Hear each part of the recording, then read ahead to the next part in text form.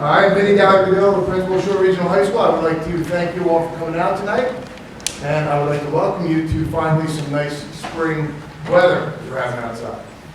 Before we get into the program this evening, and we introduce our guest speaker, and I introduce Ms. Chakowski, I want to just speak to a couple housekeeping items with regard to the senior class. I will be hosting a mandatory graduation meeting in this theater at 1:50 on Tuesday, June 7th. Okay? At that graduation meeting on Tuesday, June 7th, put it on your phone, you will get your cap and gown, okay? And we'll go over the graduation items.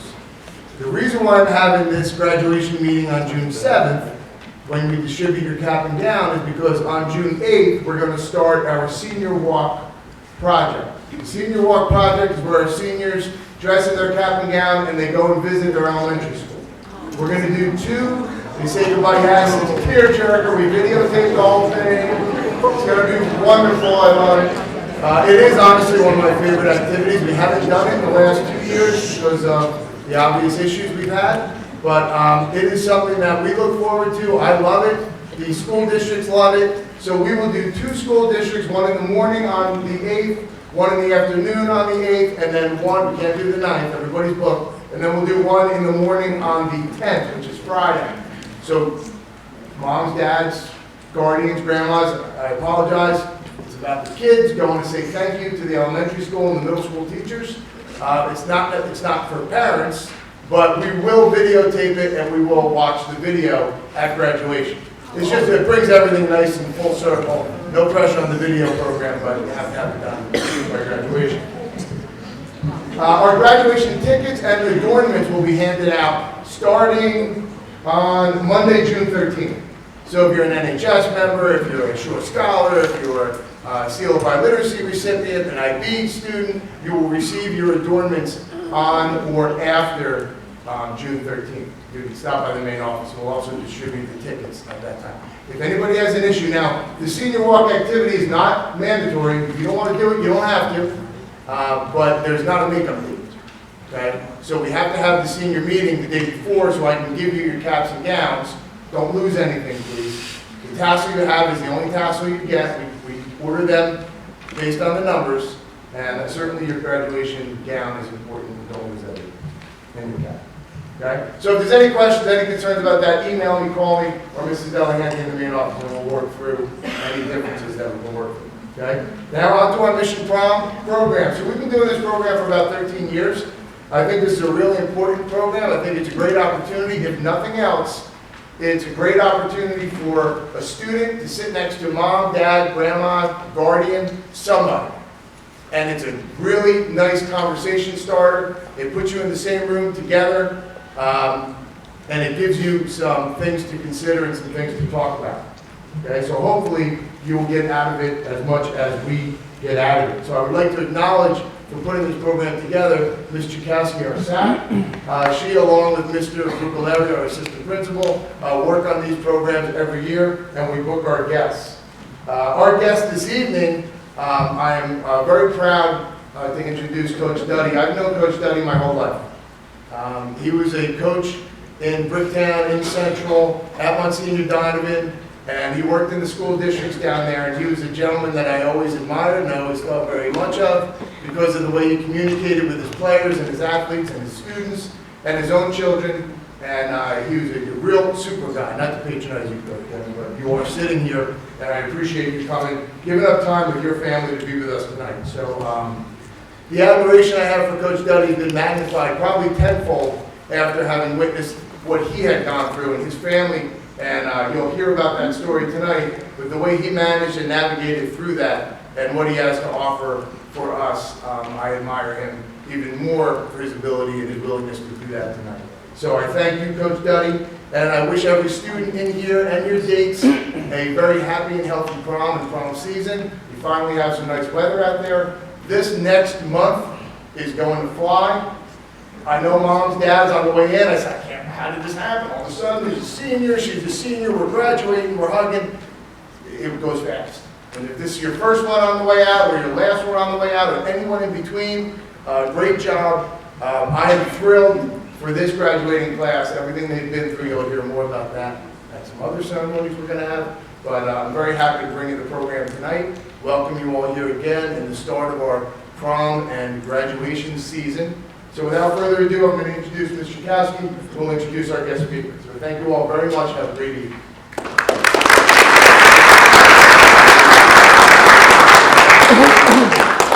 Thank you, Mr. Duddy. Good evening. I am pleased to welcome you all to Sherwood County School Senior Admission Prom meeting. Just like I said to our junior class last month, I am happy to see these faces in person. It's great to be here. Thankful for your continued support as well as the support of our administration and Board of Education. I want to take a moment and congratulate the seniors for their accomplishments over the last 4 years. Let's give them a round of applause.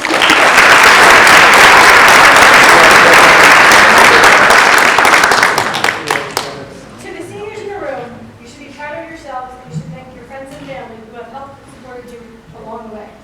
Most of you have been here for 4 years and have been involved in many great events such as battle classes, junior prom without a mask, that was the first one, athletic championships, and school plays, just to name a few.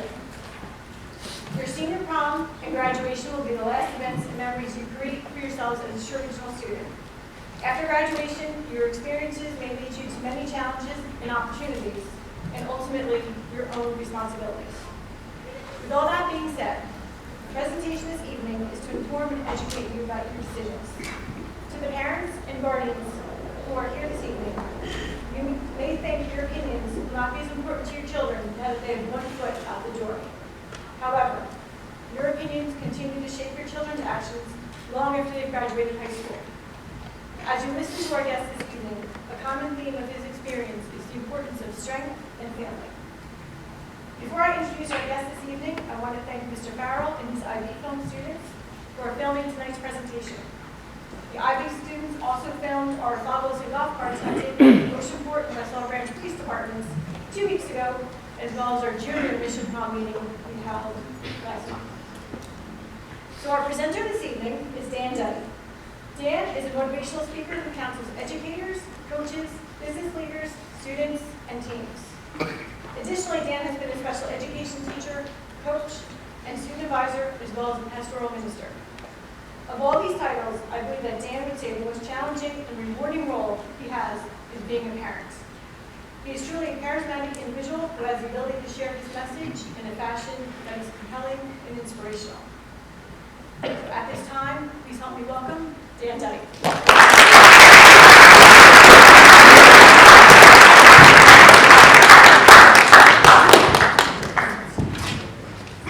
Thanks so much to both of you guys for kind words. Appreciate it.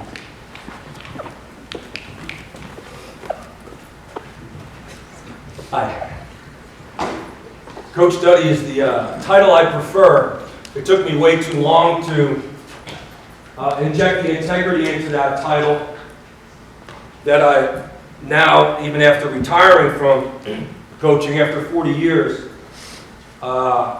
still hold on to quite tightly because of the things that I actually learned from the many players that God had blessed me to become entangled with their lives and, their wills, I have a little bit of a locker room style that my wife constantly tells me to stop, but it just comes from the intensity and the passion of what happens out there in our young people's lives.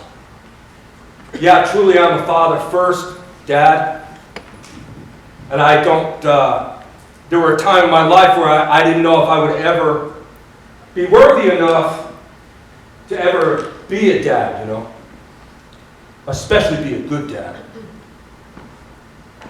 I'm going to tell you something, I promise you this, and I know Shore Regional, having been 40 years in the Shore Conference myself in multiple sports, boys and girls, multiple sports. I know this community. I've always admired this community. For a regional school to have so much unity, which is manifested on the playing fields, and how well you play as a unit, so true, magnificent, the successes that come out of this building, has an awful lot to do with the pulse and who you are as people. I don't say that in every school. I don't want to go to my grave being a guy that's full of fluff. But I'm telling you that it's true. And I'm telling you that it starts in your family cell. And I'm telling you that it's launched from traditions. And I'm not talking about locker room traditions, traditions that happen on your sports teams, but you all know how important those traditions are. But I'm talking about the traditions that take place in your homes. What is said at the breakfast table, what is said in the evening, how you say good night, how you say good morning. Now, I'm telling you, I was sitting over here as if I was a high school quarterback, scared to death, but once you get that first snap, you're okay, you're ready to play, right? I got the first snap, but I didn't know how I was going to really talk to you guys. This is a rare audience for me. To be able to talk to my beloved students, who I have to gain stewardship of all, if I'm going to call myself a man, with their parents, it's hard. You'll know why in a little while, why it's hard. But I hope, at least I think my heart will take me to more of the hearts of your sons and daughters today, and through their hearts to you, Mom and Dad. I don't know about you, but I'm 66 years old, but in my head, and only in my head, I'm still 18 or 19, but only up here. You know, there's only a certain amount of maturity that comes out of there, and a whole lot of dumbness stays there. Isn't it true? Right? Yeah, it's true. And, you know, my wife and I, we've said time and time again, man, I wish we could do this one time and then come back and do it again. Right? Because we really have to operate on love and honesty and truthfulness, no matter how hard that is sometimes as moms and dads. It's difficult. I was born in Brick Township, actually Point Pleasant Hospital in Point Pleasant. But my parents are from Jersey City. God bless their souls. And I found out real quick in the town of Brick Township in 1956, when I was born, I didn't find out then, when I was around 10 years old, just taking a look at everybody playing in the streets. And I'm probably the oldest guy in the room, but I think some of our older moms and dads know that was the culture then, especially blue-collar neighborhoods, which I know we have a lot here, and Brick Township was loaded with that. And they were all playing football, and then a guy, well, the mayor of the town, the superintendent of schools, and the head football coach was the same guy. I'll repeat, the mayor, the superintendent of schools, and the head football coach, same guy. So I found out pretty early that I was either going to watch football or I was going to play football. And I was standing out watching the two-hand touch football game with 17 and 18-year-olds. Does that sound familiar, seniors? And I was watching this game, and you know, a guy who's 10 years old just never gets in that game. He'll watch that game, and if he does get invited in, you know, you got to brace yourself for being a little admonished, maybe mocked a little bit, or at the very most, you're going to play wide receiver. You're just going to go long, and you're never going to see the ball, right? I got called into a huddle. I was like, what? I got called into the huddle, and we're going to play, and then when I came back to the huddle, one of those 17-year-old gods with a small G, one of those idols, and you know how you were, guys, when you were 10 years old and how you looked at seniors in high school, said, why don't you play quarterback for a play? And I was like, oh my goodness. I looked to see his friends to see if he's getting any peer pressure, any eyebrow raised, and they were kind of like rolling their eyes a little bit, but I got the ball, and I threw a 10-year-old pass. It wasn't a bad pass, but amongst those guys, it was, you know, kind of like, as we say, a lame duck. But that kid said to me, nice pass. You should play football someday. Seniors, that kid said to a 10-year-old boy, nice pass. You should play football someday. A 10-year-old he never met before. That senior held himself accountable to the fact that by sheer age, you're a leader. You could be an unintentional leader and make a whole lot of mistakes, or you could really take on and be accountable and be intentional about the innate leadership that's in your age. To your little brother, to your little sister, to your niece, your nephew, to the little boy down the street. Whoever that little person is that looks up at you and looks at you like that idol, and you know they do because you did, That this world needs you to turn around and become real good, strong, virtuous leaders for the young people that await you to step up. In their innocence, they don't even know they're waking up. But you can literally change the world. And it's just that simple. It's a matter of accountability, responsibility, and understanding the innate nature of our humanness. I wound up being a quarterback at that high school. I was a quarterback, big man on campus at 5'8", 5'7". But we didn't lose one football game in 4 years. We lost one my senior year, but it was cut short because there was a riot on the field. We were down by 10.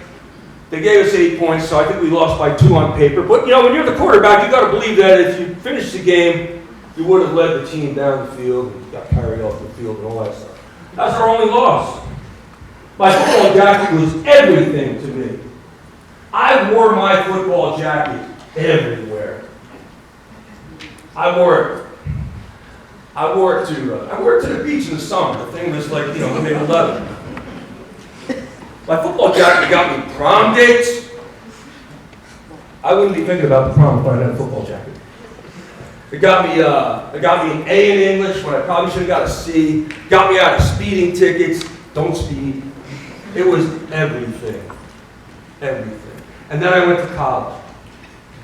Of course, I brought my football jacket, right? So I graduated in June, my senior year. Standing ovation, football town, football community, rah, rah, rah. I was praising number 7 on the roster, who was me. Yeah, of course you're standing there. Yeah, of course. 2 months later, I'm at Glassboro State College, which is now Rome University. I've got my football jacket on. So I went from big man on campus to this. Wow, look at that geek over there, that short geek with his high school football jacket on. And I was like, whoa. Whoa. The scariest thing I'd ever did in my life that day was taking that jacket off. I found out that when I took that jacket off, I took me off with it. And it got hung up, it got thrown in my trunk of my car, and it got brought back home. Listen, guys, I had no idea who I was. No idea. I was scared to death. I found out that the depth of who I was and how I perceived myself was about as thick as the material that made up that jacket. You see, what happened was, moms, dads, this is where I kind of kick you guys in. I had a World War II vet for a dad. I don't blame it on him. But I can tell you that my dad didn't really mentor me much. My dad was an only child. My dad is a miracle. He's in heaven. Was a miracle? I said he's a miracle. Him, when he was 3 years old, he was an alcoholic. He was a womanizer. My father knew it. But my father had the courage to lie about his age, fight for us in World War II, kept his mother with him, Nana, who lived in our house. But if I told my father, I love you, Dad, he'd say, okay. That was my dad. I didn't get any intentional mentoring to the heart and soul of who I am. I'm not complaining. But we have dads and moms in the room. And I'm telling you, from this one dude, one of 8.5 billion people in the world, that we really want to make sure that we assert ourselves and get to the soul of our children. Mr. D said, this could be a conversation starter. What I'm saying is take that all to another level today, because we're all living in this world of non-intimacy. The human heart is buried into Facebook, Snapchat. I can't even name those things. And if there was ever a calling to get eye to eye and go deeply into what I call charism, I do a lot of speaking spiritually and secularly. I've been in Catholic high schools as an employee in public high schools. I know what the separation of church and state is. I know how far I can go. But I'll tell you this, that charism, go home and look it up, especially you 17 and 18-year-old men and women. Charism is really the powers and the talents that make you you through creation.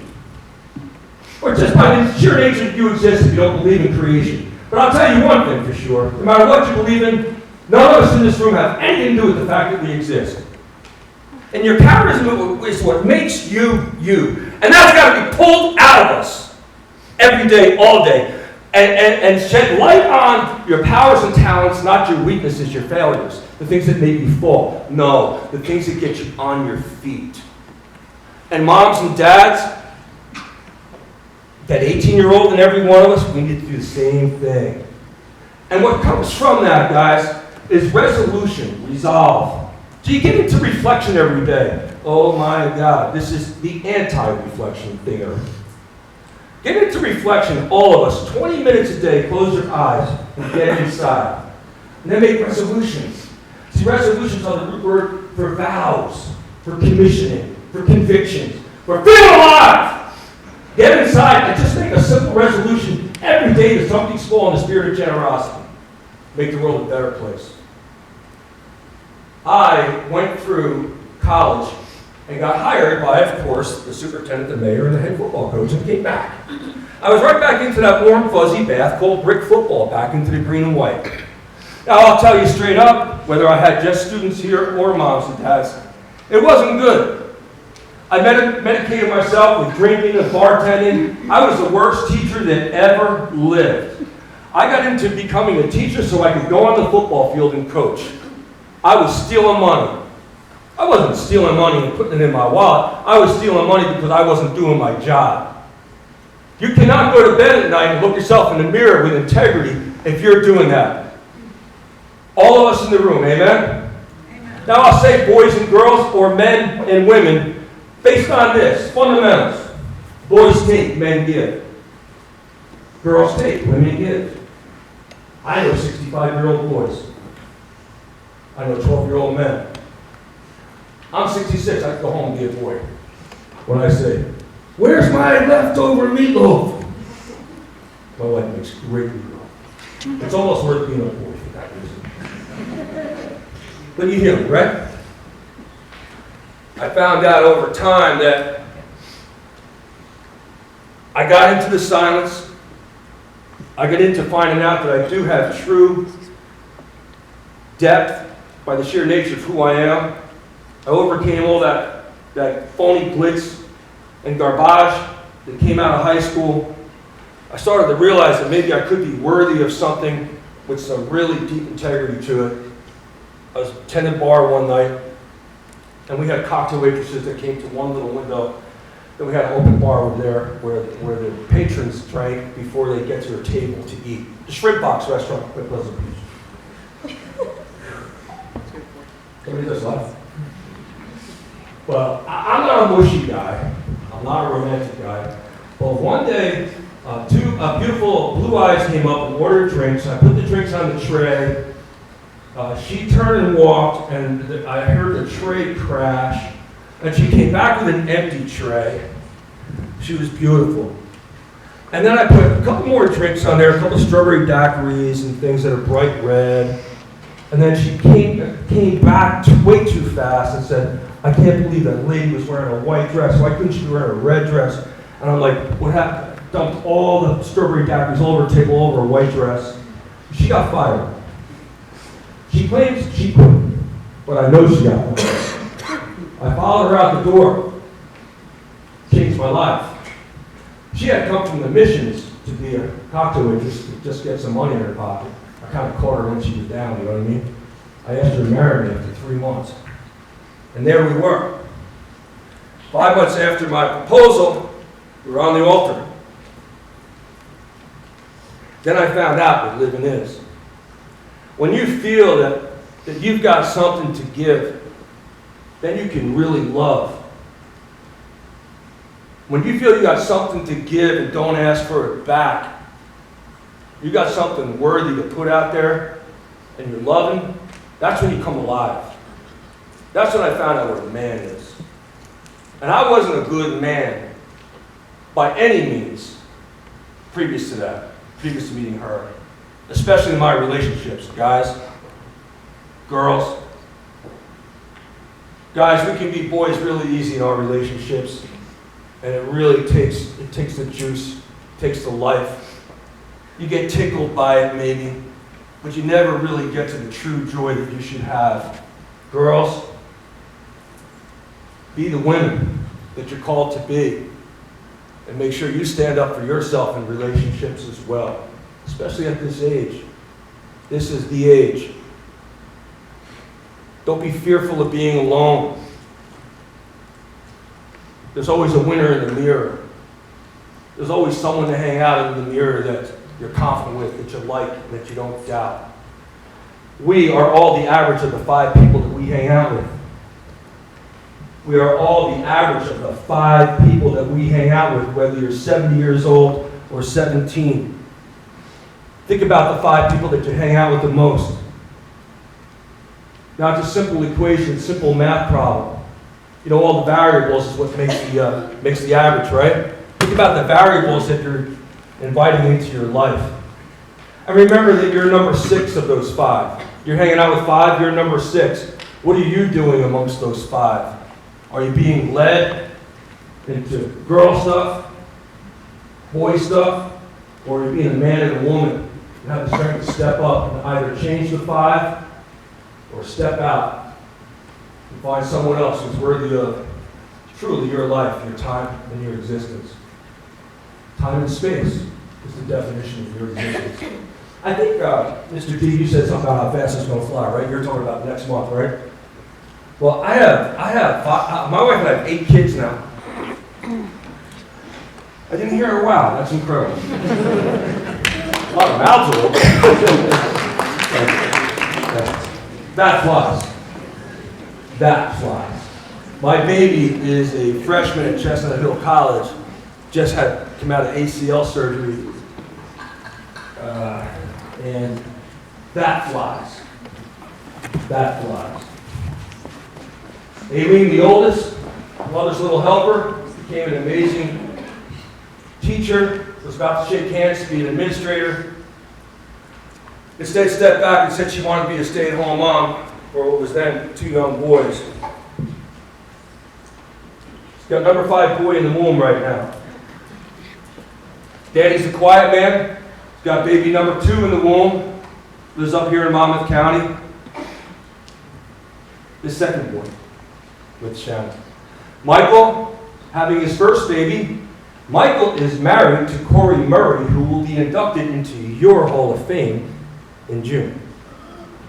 So there's a little family connection going on here, you guys. I like that. And they're having a little girl. Keenan came. Short behind him is Francis. We call them Fred and Barney. You young guys don't even know who Fred and Barney are, right? I ask it all the time. They're like, oh.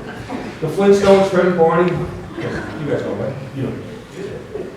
But they were known as Fred and Barney. These one was Fred. These one was Barney. Then came Anna. Anna's a kind of a hippie. She's a songwriter. Plays guitar. Really cool kid. She's 25 now, I think. Just make that up. Then comes Gracie. She's going to get married June 4th. Whew. And then William. Francis. Francis actually wrestled out here in your school. He wrestled at Adornments. He was captain of all 3 of his sports teams, football, wrestling, and lacrosse. Francis cartwheeled before he could walk. He sang before he could talk. And he just a big old head. Big old Irish head, we call it. Big rosy cheeks. And when he was born, the doctor said, it's a head. First guy to overcome peer pressure and overcome the wise guys and overcome the whole concept. If you're the average of the 5 people you hang out with, you would sit with the lonely person in the cafeteria, dance with the girl that no one was dancing with.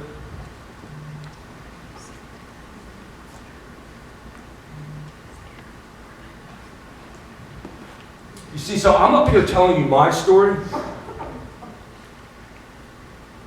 This is the part where my story becomes your story.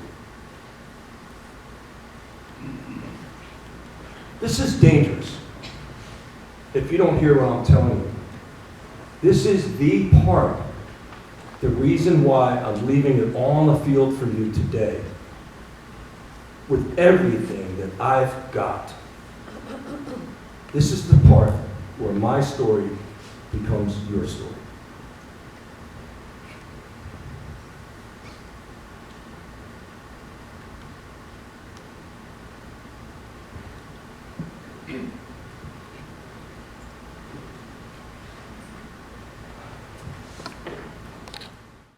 On a really cold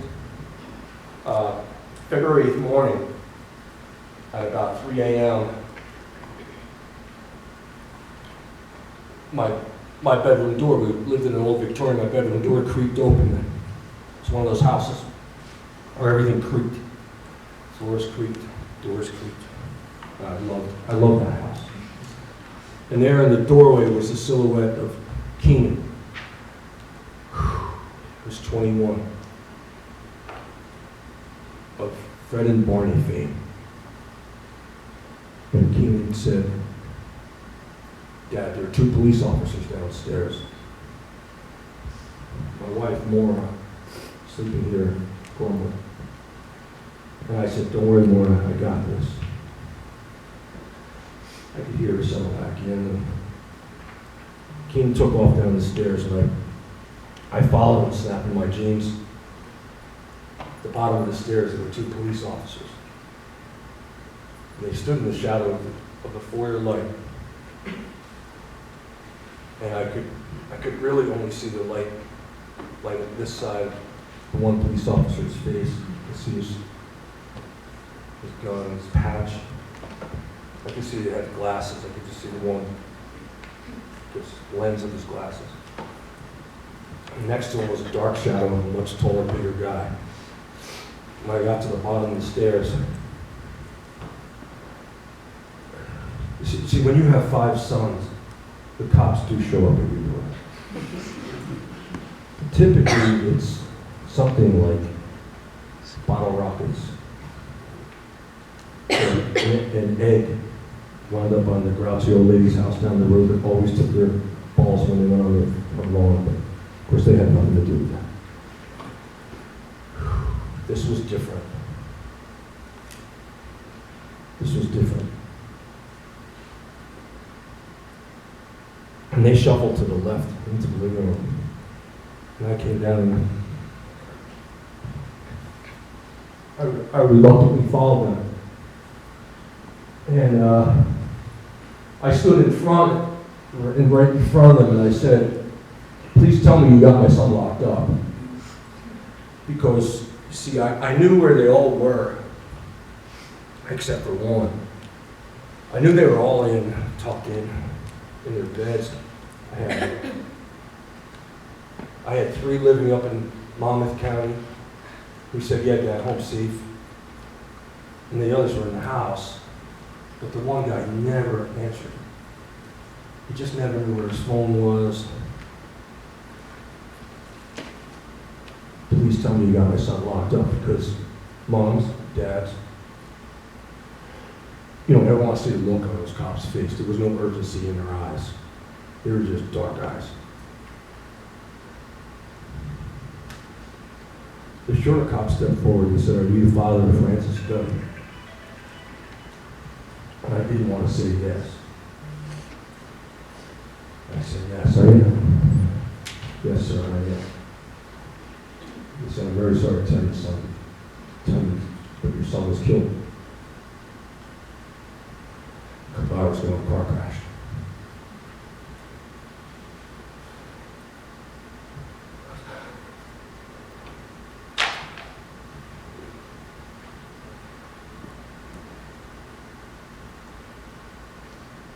See, this is where the story becomes your story, because I was like, that shit only happens to other families. Excuse my language. That stuff happens on TV. It doesn't happen to me.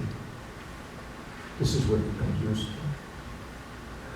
I turned and I involuntarily, excuse my language, I involuntarily let out 3 of the loudest no that a man could muster up.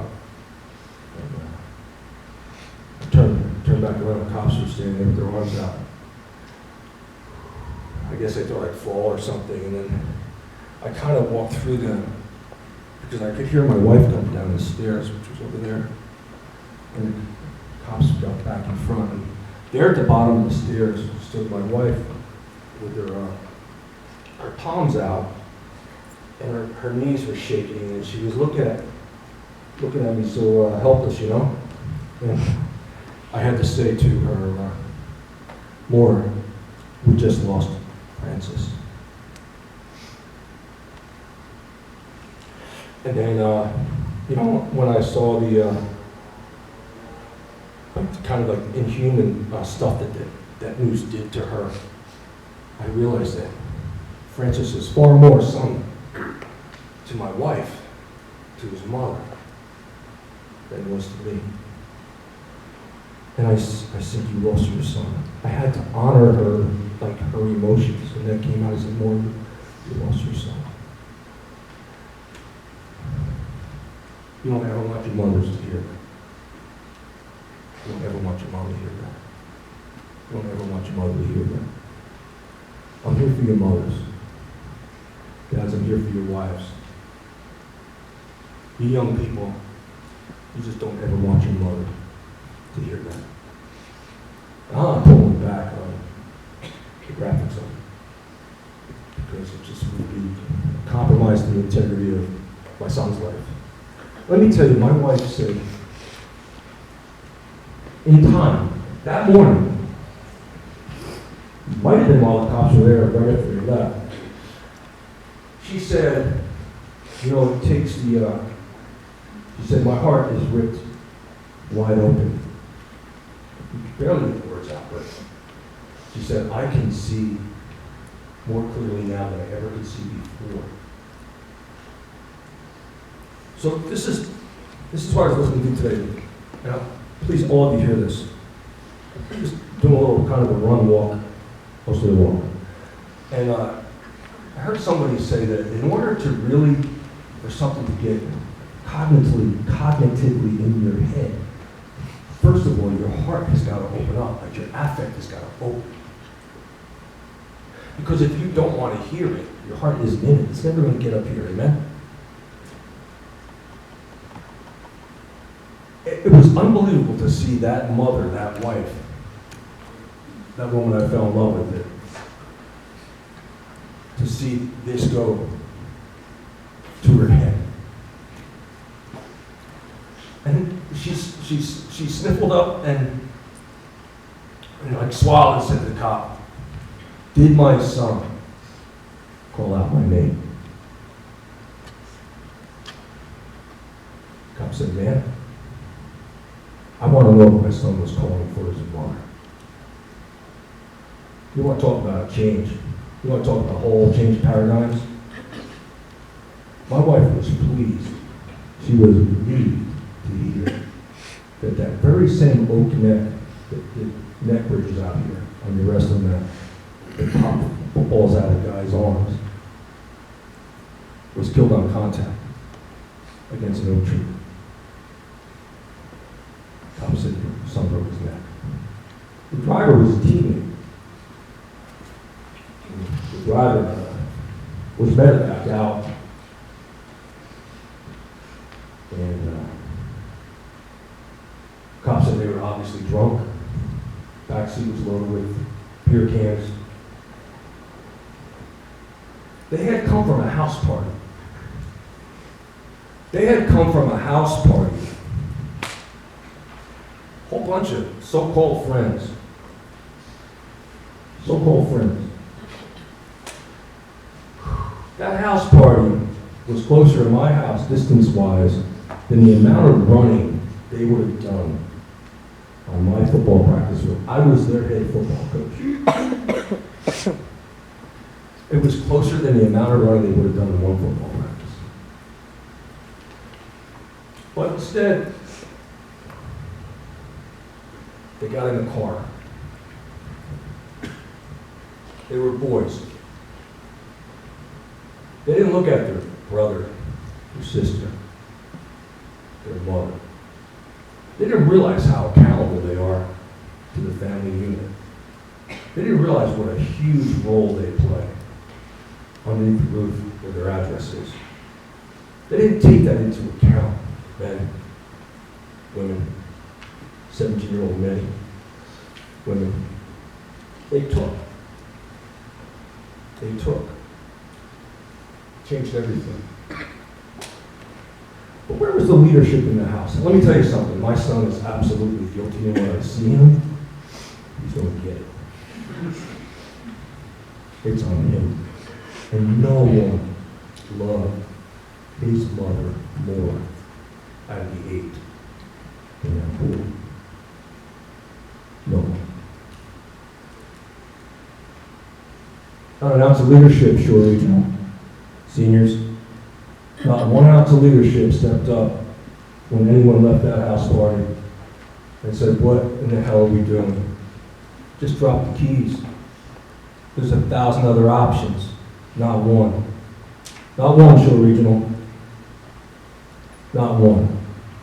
Nobody stepped up. You know what it is? It's that organizing principle thing I was telling you about. There wasn't enough like man-ups in there, woman-ups. Getting into the zone, getting into your heart, tattooing into your head what it is that you will just not tolerate in this world. What is it that you might be willing to die for? It wasn't hardened enough. It wasn't ready to be launched. Talk about the average of the 5. There was 30 wet blankets. There were 30 oak leaves just blowing down the wind, just blowing down the street. In fall days, you can hear it rustling. Just wherever the wind goes. There were corks in the ocean, wherever the tide goes. Not one person stepped up. Not one! He won't be in Grace's wedding. Grace will cry at the wedding at some point because he's not there. Grace will cry, God willing, when she has a little one. Because Uncle Francis will just be a story. Put his hand on the freaking car door handle, drunk. That's all it took. My wife's crying in the chair. I start acting like a little boy. I start taking. Oh my God, what am I going to do? What am I going to do? She stiffens up and says, text those 3 up in Monmouth County, get them home safely. Tell the other kids nothing. Let them wake up naturally. We'll tell them as they come down. So I did. I texted them all. Out of respect for you guys, I'm checking my gosh darn it. They came in, as God would have it, one by one, driving up to the door. Aileen opened up the door, and she knew something was up. They all knew something was up because they kept replying back. Dad, what's up? Dad, what's up? Tell me, Dad, what's up? Just get home safe. Just get home safe. Just get home safe. Open the door. There's Aileen. Grimaced face. When I told her, she actually started looking for the others to see what she could do to help. But she told me later that she was afraid that it was Nanny. That Nanny died. That makes sense!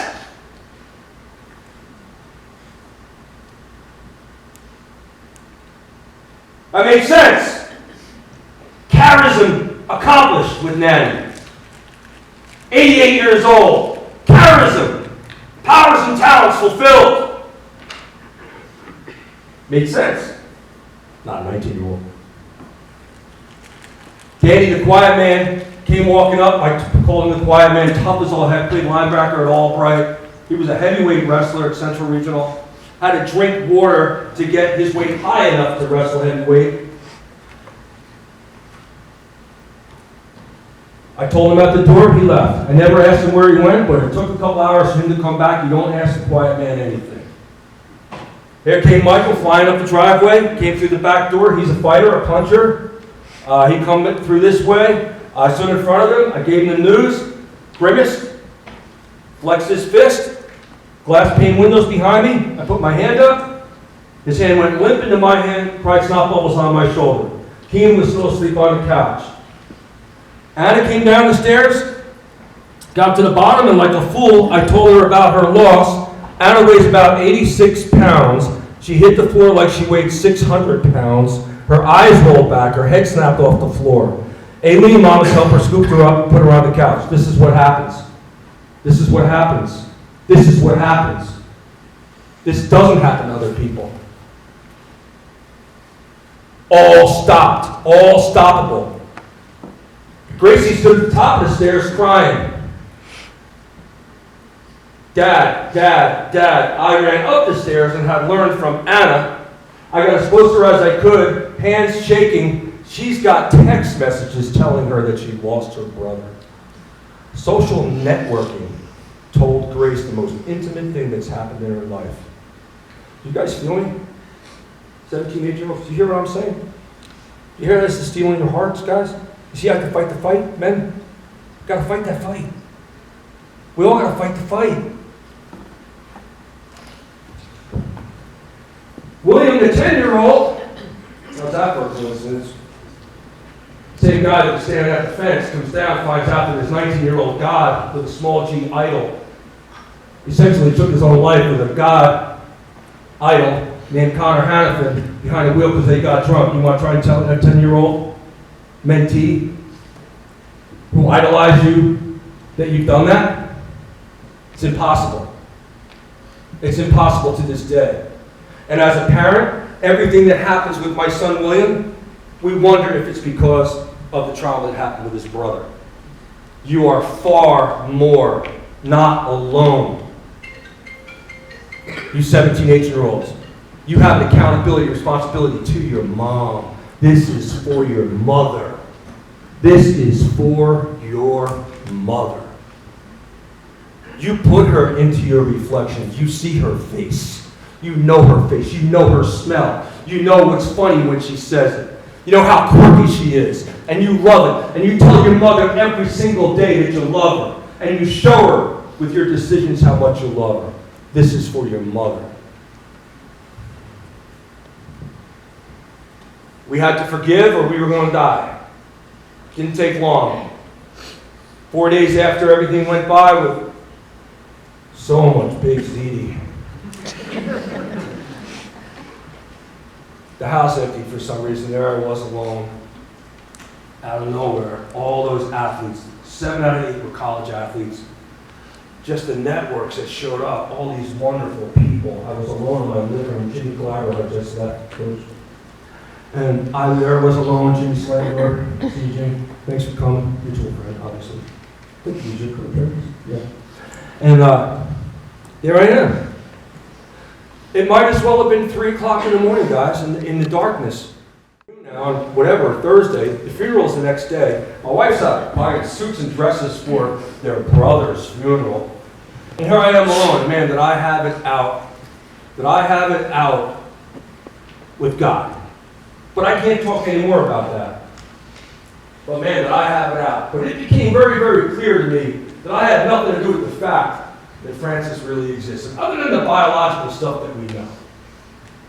Some people think I might not have learned that because I have 8 kids, but I know what it is.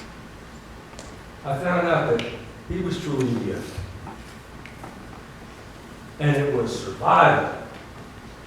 Because that's when we really started to understand. But they didn't know. My family didn't know what I was going through. I got smacked in the head real hard in that bout. Hey, you got nothing to do with the fact that you exist there, Danny. And you got nothing to do with the fact that that boy existed. I was like, wow. From this point forward, I'm going to have a great deal of gratitude that Francis was ever in our lives. And that, you know what sprung from that? You know what sprung from gratitude, besides the joy, was this deep drive, feeling of forgiveness for the driver. We needed to forgive the driver. And it was time for me to give the greatest gift that I have. When we're forgiven, man, we're given life, amen? And it was time for me to step up and lead my family and stop being the boy that I was. And when my family walked through that door, I said, everybody to the table. We sat at that table, and we said, from this point forward as a family, we're going to take on the spirit of gratitude. You're right, Dad. And when we took on that spirit of gratitude, forgiveness came in. And we held hands and we said, when we see the dark spots in people's eyes, we're going to lift them up. And to this day, we still need to do that. And we forgave. And we said we were going to forgive every single day because we were going to absolutely need to do that. And that's when we got our wings. That's when we got our wings.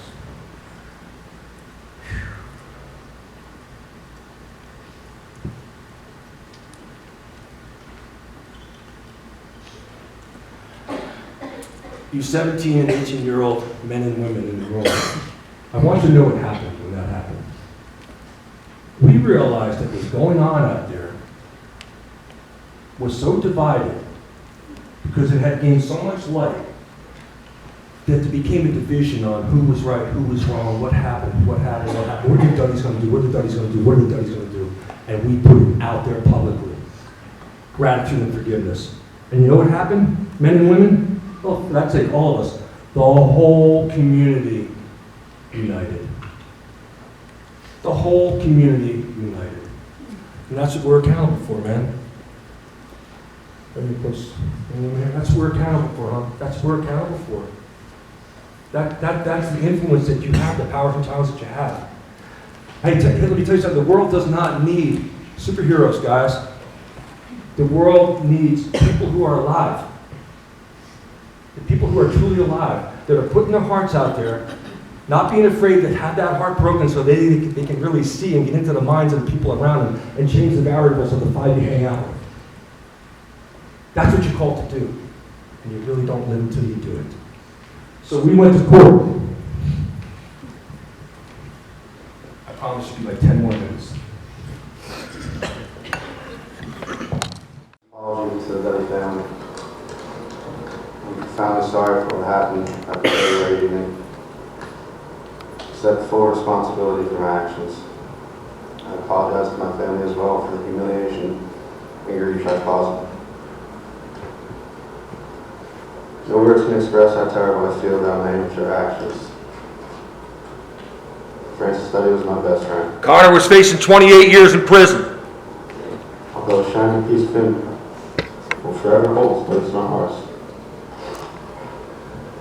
He's no longer physically with us. Scar on the head. Barely survived.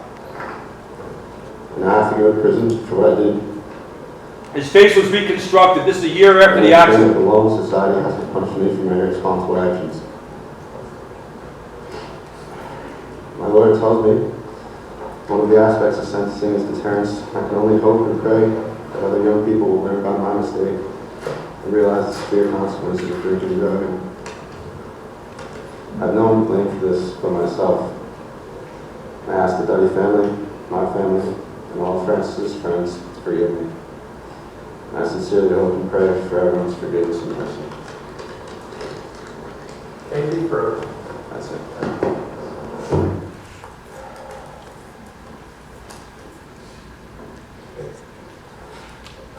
Firstly, Judge, I honor your court completely, and I respect the people that make up the prosecutor's office immensely. They are real people with great hearts. I especially want to thank you, Mr. Weatherstone, for this first program. My son Danny and I are here to represent my family, including my son Francis. I also represent the community of St. Joseph, Congress community, and Donovan Catholic, and our football family, the two boys and teammates, in a program that stands for virtue and manhood. Above all, I'm here for my wife and my Lord Jesus. Life is precious. We found that out on February 8th, the hardest way of all, as a result of the wrong of all wrongs. Life is upside down. Now we have to upright it. We have a life to live with dignity. If we are going to call ourselves men and leaders, fathers, husbands, brothers, we need to upright this. We have to do whatever that takes. And you, Connor, have a responsibility to right yourself, as do we. And you can't do that. Nor can we without our forgiveness. It would be impossible. The level of forgiveness is commensurate with the level of pain. On behalf of all the people in my life, we give you an extremely high level of forgiveness, Con. And we will need to give it to you every day, all day. And we will. Because we're going to miss Francis all day. And every day. And we will stay true to who we have been for you previous to February 8th. We remain true to that. We won't lie to you. You're tough, Connor. Be the man you're called to be. Bring integrity to this, Connor. We can do that, Connor. You'll figure it out. We remain here to help you. Do not shrink. A wonderful life is gone. Do not shrink and die in your own skin, Connor. Be strong, but live right. Your journey begins now. Rise up to the strength that it has taken for this forgiveness. Francis wants you to live, Connor. Francis wants you to live a life like Francis. There was no greater heart than his. We want you to do the same, Connor. And thank you, Judge, for any considerations for the most leniency in sentencing today that the court will allow.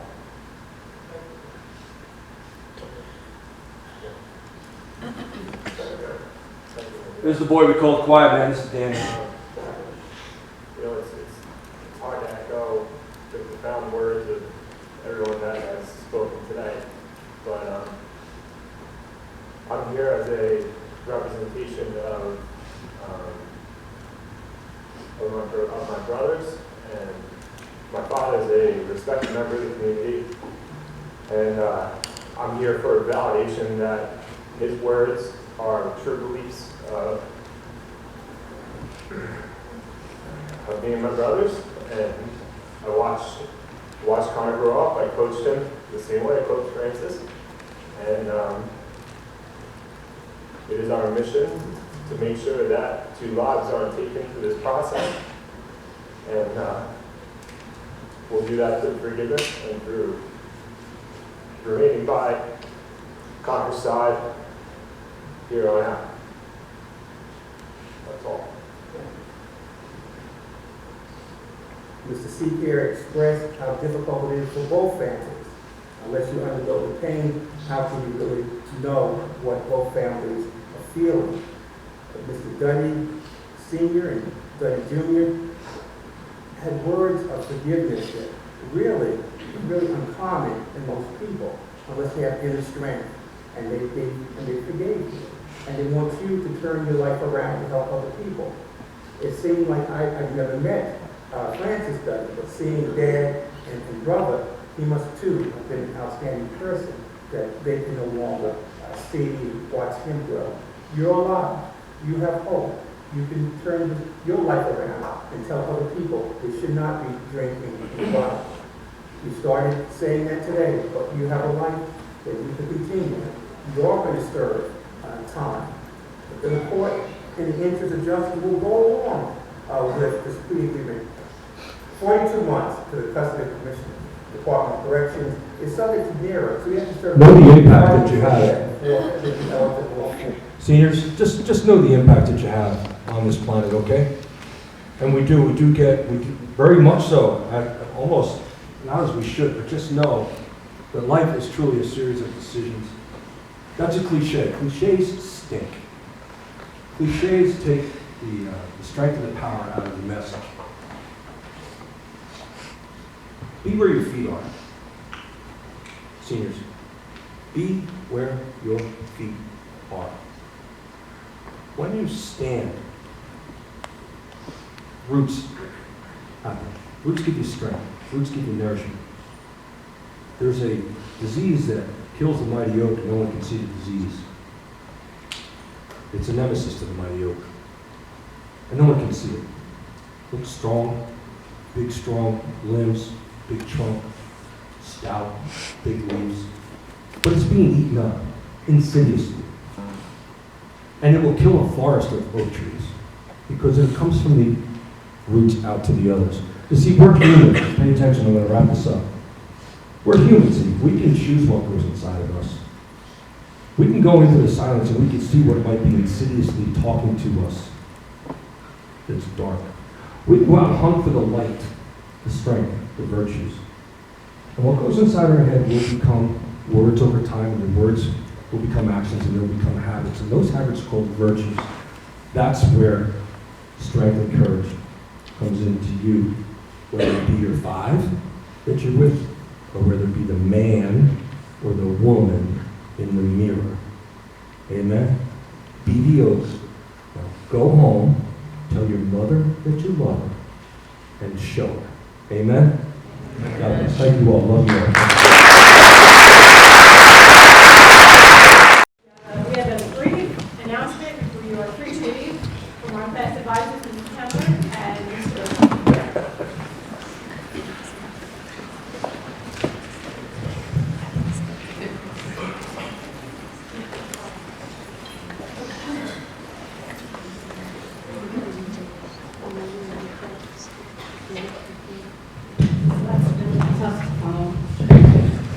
I'm Mrs. Tedler. For those of you who don't know me, this is Mr. Rosa. We are your senior class advisors. Just a couple quick announcements. Please pay attention to your emails because we have a lot coming up and we're going to be sending out as many reminders as we can. We have senior picnic coming up on Friday, June 10th. That is for our seniors during the school day. We are also going to be sending out a message requesting some photos for you to share with us. Some group photos of memories that we're going to display up on a very large screen at the graduation ceremony.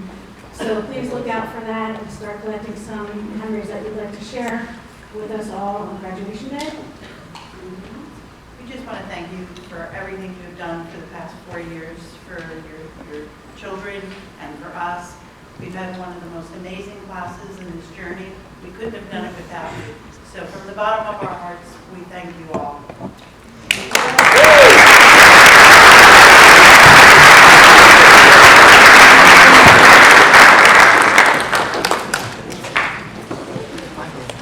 With that, I want to thank everybody again. Coach Duddy, thank you very much for your story. Mr. Kowski, Mr. Bucalari, thank you. Advisors, certainly.